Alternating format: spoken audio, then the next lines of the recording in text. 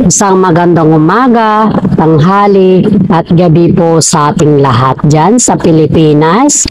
Sa mga subscribers ko po na sumusuporta sa aking content, maraming salamat po sa mga parents po natin, papananay, tatay, lola at lolo, kapatid, kuya, ay maraming salamat sa suporta na binibigay niyo po sa aking content. Lalong-lalo na po sa ating Panginoong may kapal dahil binibigyan po niya tayo ng wisdom, knowledge, and understanding para makabuo po ng aking content o sa ating content ng update sa ating ituloy sa buhay. Mabuhay ka, Panginoon, at salamat din sa pang-araw-araw na binibigay mo sa amin na pagkain at hindi lamang po yan, kundi maraming salamat din po sa binibigay mo sa amin na buhay na kung saan po ay lahat ng problema ay nalulutasan namin dahil po sa iyo. Dahil nananalig po kami sa iyo at yan po ang aking dasal at pasasalamat po. God bless po sa ating lahat. Okay, alright. Update po tayo sa Kim Pao ganap at iba pang showbiz ganap sa ngayon, guys. Marami sa ngayon po ang naguhumaling sa Kim Pao na kung saan po ay lahat po tayo dito ay gusto ang Kim Pao at hindi lang po yan. Marami din pong nagkakaroon ng mga kumbaga ba is mga sweetest moments sa kanila dahil lahat po sila inaabangan sila. Ayon din po sa ating mga legit na sources, guys, is talagang nakikita mo sila ng mga sweetest moment na kung saan po ay sa backstage daw po, guys. Ayon po dito sa ating legit na sources, guys, is marami daw pong nakakita kay Paolo Avellino na kung saan po ay binigyan po siya ni Kim Chiu ng isang kumbaga ba is maliit na box daw at hindi daw alam ng legit na sources natin kung ano po yun kasi nga kitang-kita daw yung pagbigay ni Kimi sa kanya sa backstage na maliit na box. We wondered also kung ano po yung maliit na box ngayon, guys, kasi pati yung ating legit na sources ay ang hinahinala po nila is isang ring na kung saan diba may mga klaseng ring tayo, mga couple ring, wedding ring, yung friend ring, ganun ba, or fiancé ring. Ang daming klaseng ring sa ngayon na pwedeng ibigay ng mga magjowa sa isa't isa. Ang hinala po ng mga iba, guys, is parang fiancé ring or engagement ring na ata yun kasi parang pinakita lang daw kay Paolo Avellino kung yung ring ba yun is kumbaga is okay lang ba sa kanya yung design. Kasi halos daw kasi nagde-decision dyan, guys, sa kanilang dalawa ayon sa ating mga legit na sources is si Kim Chiu po. But aside from that, parang kumbaga ba is binibigyan pa rin niya si Paolo Avellino ng mga karapatan na kung okay lang sa panlasa niya or suitable ba sa kanya, kung okay lang ba lahat sa kanya. Kumbaga ba is nagbibigay pa rin si Kim Chiu ng paubaya kay Paolo Avellino sa lahat ng decision. Hindi lamang po si Kim Chiu ang nagde-decide, kundi parehas po sila. Ayon din po sa ating mga legit na sources, guys, ay si Kim Chiu din daw po ang nagbigay ng regalo sa mami ni Paolo Avellino na damit na kung saan po ay yung nagkaroon sila ng mall tour. Diba namimigay po sila Kim Chiu at saka si Paolo Avellino ng mga damit tuwing may mga mall tour po sila. Yun po ay binibigay nila sa kanilang fans at alam naman din po natin na Kim Pao fans din po yung mother ni Paolo Avellino kaya binigyan din po siya ni Kim Chiu ng damit at laking tuwa naman ng mami ni Pao dahil kahit papaano ay tinuring rin po siya ni Kim Chiu na parang ina na rin na tunay. Kaya nga po sa Paolo Avellino, sa pamilya ni Paolo Avellino ay sobrang tanggap si Kim Chiu. Aside from that, guys, hindi lang tanggap kundi tinuring na rin si Kim Chiu na parang isang pamilya at bilang isang pamilya na po dahil malapit na po yung kanilang kasal at we're waiting for the long table guys. We're waiting all of that. Kaya aabangan po natin talaga yung long table nilang dalawa. Di naman natin pwede silang dikdikin at tanungin kung kailan. Pero sinasapubliko naman po nila yan. Sa tamang panahon lang po nila yan sinasapubliko at di naman po natin pwede silang kumbaga ba is yung i-force na kung kailan or ganun po. Hindi naman pwede yan no guys. Kaya dapat po natin tindihin kung ano din po yung kanilang mga sitwasyon. Okay, alright. Nadako na naman po tayo sa isang kaibigan ni Kimi na kung saan po ay nagsabi kay Kim Chu na marami na talagang naiinggit sa kanila sa showbiz. Alam mo, pagdating sa showbiz at kung nakikita mo na very successful yung isang tao at sobrang ganda ng project or sobrang dami na kanilang endorsement, ay natural lamang po yan na maiinggit sila. Ayon nga sa ating mga legit na sources na mismo kaibigan ni Kimi ay parang backfighter ata daw si Kimi sa loob ng showbiz na kung saan di ba nagkaroon kasi ng ASAP at yung ASAP na yun is may performance sila Kimi at saka si Darren Espanto. Yung kanyang music kasi di ba napakaganda at bagay na bagay naman sa kanilang dalawa. Si Darren Espanto po ay co-host po ni Kimi sa Showtime at kaibigan din po yan ni Kimi sa industriya. Kaya komportable naman si Paulo kay Darren Espanto kasi si Darren naman po ay isang mabait na tao at bata. Si Darren po, sa mga hindi nakakakilala kay Darren Espanto po, ay siya po ay nagpaubaya kay Laika before. Sana si Darren po yung manalo noon sa The Voice Kids. Kaso nga lang kasi kinausap na mga ibang management si Darren para ipaubaya na lang po kay Laika yung kanyang corona. Kumbaga po ay nagpaubaya si Darren dahil si Laika po ay deserve niya kasi yung prize. At saka hindi naman sa sinasabi ko na hindi deserve ni Darren manalo. Si Darren talaga yung mananalo. Kaso nga lang naawa kasi yung mga management, mga director or mga network kay Laika dahil alam naman din natin na nagsimula si Laika sa kahirapan. And well known naman si Darren ay may kaya sa buhay. Kaya yung pagsugal ni Darren sa kanyang trono sana ay sobrang laki din ng balik sa kanya sa blessings or di kaya kumbaga ba is I'm trying to say is yung paubaya ni Darren kay Laika is mas marami siyang nakamtam na blessing at mas sumikat siya kumpara kay Laika. Kasi Darren po ay kilala yan bilang sa mga network, sa mga management niya, sa mga ABS-CBN, siya yung big winner talaga. Ay dami niya din blessings, naging host siya, acting, singer, dancer, at iba po. Kaya si Darren po ay isa siya sa mga sikat din na bata sa ngayon na henerasyon. At hindi naman po sikat, talagang ang galing niyang kumanta, ang dami niyang concert guys.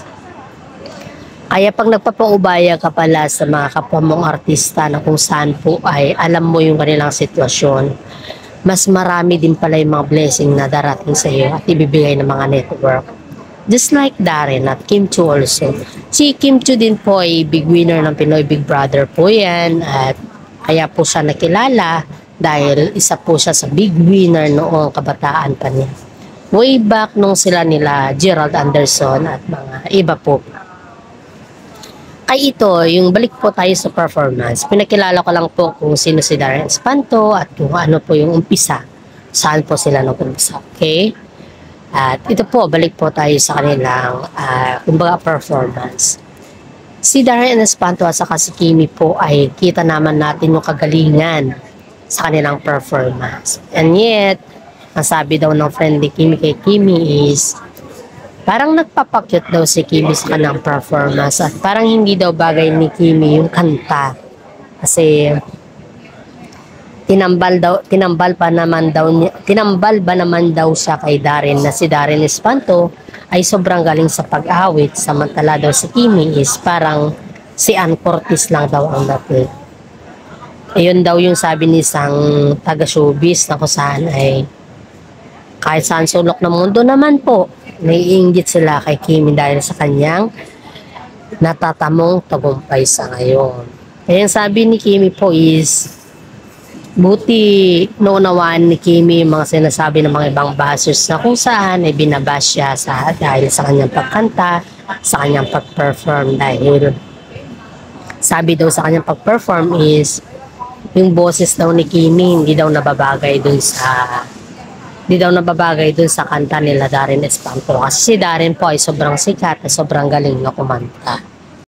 Okay, dadako naman po tayo sa mga inggitera na kung saan po ay sa showbiz guys.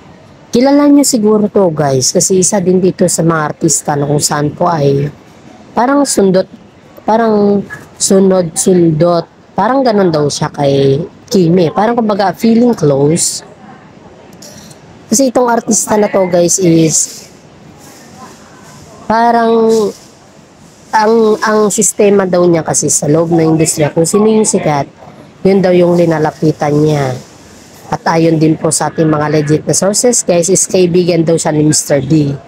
Si Mr. D po kasi guys is hanggang ngayon ay patuloy pa rin na nangungulit sa Kim Pao kahit lang daw sana maging extra siya sa mga showbiz ba or sa mga shooting nila Paula Avellino at saka si Kimi.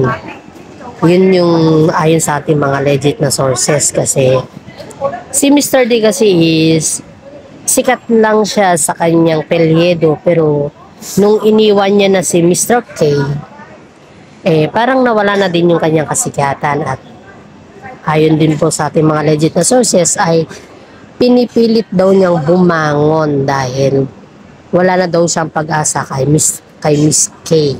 Dahil si Miss K po ay mayroon na siyang Mr. A. At asahan naman po natin yan pag ganyan po yung nangyari sa showbiz na very special ka noon, yung sobrang taas ng tingin nila sa'yo, pero may mga panahon din na bumaba ka. Ayan po yung talagang kalakalan sa showbiz. Hindi po natin i-expect na lahat po ay taas ang tingin natin sa kanila o sa isa't isa dahil may mga time din po na madadown ka. Ito po yung nangyari kay Mr. D at sa ngayon po ay si Mr. D daw talagang ini-invite po ang Kim Pao para kahit saan daw yung invite sa mga Kim Pao para lang daw maingganyo yung mga Kim Pao na kunin daw siya sa mga kanilang mga ba't ibang klase or sa mga shooting ba kahit lang daw sana cast or mga extra lang dahil si Mr. D po ay bagsak na yung kanyang career. Sa mga fans kasi parang sa mga fans ba parang si Mr. D yan or ganito ganyan pero yung reality guys kasi is talagang bagsak na siya.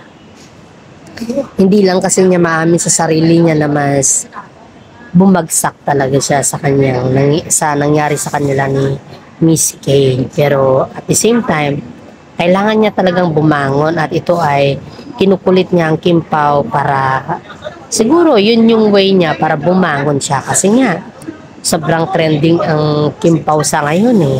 Hindi naman niya pwedeng kulitin si Miss K at saka si Mr. A kasi nga sa nangyari sa kanilang past. Yun yung pakiusap daw niya sa mga management ng Kim Pao na kung saan po ay hanggat maaari at nagmakaawa pa daw siya na bigyan daw din daw siya ng mga projects. Kasi si Mr. D pala po ay may pinapaaral na kapatid niya sa abroad at parang iyon ata yung naghugot sa kanya na makiusap at kulitin ng Kim Pao para magkaroon ng mga extra income siguro guys. Yun yung ayon sa ating resources.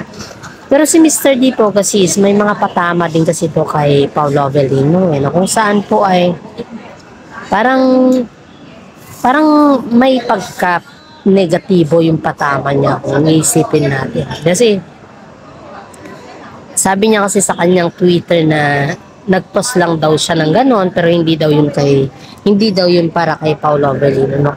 Kumbaga ba is para daw yun sa iba.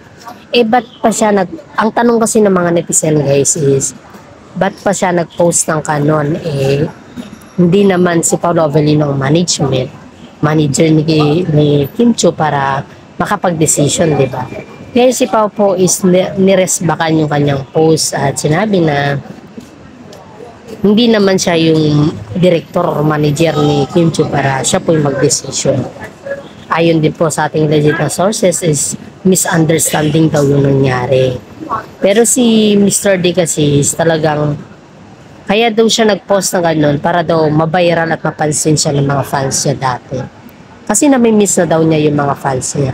Kaso nga lang, ang sabi naman ng mga ibang netizen na kung na-miss mo yung mga fans mo, wag kang gumawa ng mga style or mga arte na kung saan ay matatamaan yung mga ibang tao. Which is very true naman yun guys. Para sa akin is napaka-legit naman yung sinabi ng mga kagaya natin na napo-comment sa ating content na kung saan po ay wag mong gamitin yung mga ibang tao para sa inyong sariling interes at para sa inyong sariling kasikatan. Kasi nga po, pag ikaw ay gumamit ng mga ibang tao, mas lalo kang lulubog dyan at hindi ka aangat.